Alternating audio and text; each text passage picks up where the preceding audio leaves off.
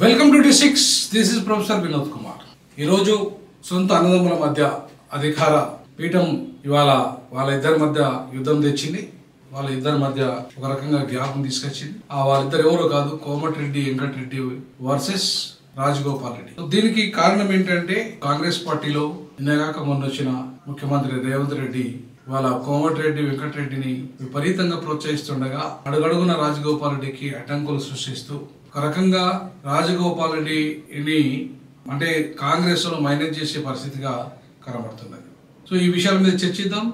చర్చించే ముందు ఇది దమ్మున్న ఛానల్, ప్రజల పక్షాన్ని నిలబడే ఛానల్, ఎవరికి భయపడని ఛానల్, ఖచ్చితంగా చట్టబద్ధంగా న్యాయబద్ధంగా వివరించే ఛానల్ కాబట్టి దీన్ని షేర్ చేయండి, లైక్ చేయండి, కామెంట్ కూడా చేయండి. ఇక విషయానికి వస్తే social media versus main media. 70% social మీడియాను కామన్ ప్రజలు అందరూ చూస్తుంటే 30% మాత్రమే మెయిన్ మీడియాను చూస్తున్నారు. మీరు ఒకసారి చూడండి, మెయిన్ మీడియా వ్యూస్ ఎంత తక్కువగా ఉన్నాయంటే మీరు ఒక TV9 నేను చూశాను, దాంట్లో ఒక హార్ట్ కామెంట్స్ విషయంలో కూడా 146 200 వచ్చాయి కామెంట్స్. అంటే అదే సోషల్ మీడియా చిన్న వ్యక్తిస్ కూడా కొన్ని వేల కామెంట్స్ వచ్చాయి, సేమ్ టాపిక్ సేమ్. బట్ ఎందుకు ఈ రకంగా మారిందంటే సోషల్ మీడియా వ్యూయర్స్ ఎక్కువ మంది ఉన్నారు మెయిన్ మీడియా కంటే. సో ఇవాళ మెయిన్ మీడియాలో మిగతా అన్ని అంటే ప్రింట్ కానీ ఎలక్ట్రానిక్ మీడియా కావచ్చు ఇవాళ సంపన్నుల చేతిలో ఉంటే సోషల్ మీడియా కామన్ మ్యాన్ చేతిలో ఉంది. సో అందుకే రేవంత్ రెడ్డి సంపన్నులను సపోర్ట్ చేస్తూ కామన్ మ్యాన్ను ఇవాళ ఆయన హేళన చేస్తూ మాట్లాడుతున్న తీరును ఇవాళ రాజగోపాల్ రెడ్డి దాన్ని ఖండించడమే కాకుండా నేను కామన్ మ్యాన్ పక్షాన ఉంటానని ఎక్స్ వేదికగా ఆయన ఇవాళ మనకు కనబడుతున్నది. ఆయన ఎక్స్ వేదికగా చేసిన వాక్యాలు. మళ్ళీ కోమటిరెడ్డి వెంకటరెడ్డి మాత్రం సీఎం క్యాంప్ కార్యాలయంకు డబ్బులు శాంక్షన్ చేసినందుకు, అలాగే ఇవాళ ఆ కార్యాలయం ఇవాళ ఓపెన్ చేసినందుకు కూడా ఆయన ముఖ్యమంత్రికి కృతజ్ఞత కాకుండా గణపతి పూజల కాడ కూడా నేను మళ్ళోసారి మీరే ముఖ్యమంత్రి కావాలని పూజలు చేసినా ఇవాళ మీరే కావాలి, మేము సీనియర్లమైనా సరే మేము చేతగానోళ్ళము, నేను కానీ ఉత్తమ్ కుమార్ రెడ్డి కానీ. సో కాబట్టి నువ్వు ఒక్కడివే చేతనైనోడివి కాబట్టి నువ్వే రెండోసారి కావాలి అని చెప్పేసి ఆయన మాట్లాడడం జరిగింది. సో అంటే కాంగ్రెస్ పార్టీలో వీళ్ళు చెప్పకనే ఒప్పుకుంటున్నారు.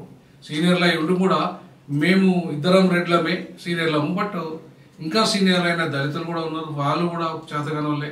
బీసీలు ఉన్నారు, వాళ్ళు కూడా చేతనైనోళ్ళే.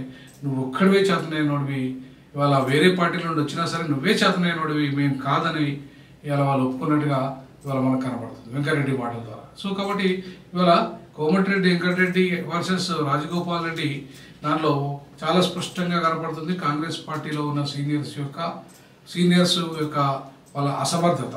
సో ఈ అసమర్థతను వాళ్ళే ఒప్పుకుంటున్నారు, ముఖ్యంగా కోమటిరెడ్డి వెంకటరెడ్డి ఒప్పుకుంటున్నాడు ఈ విషయాన్ని.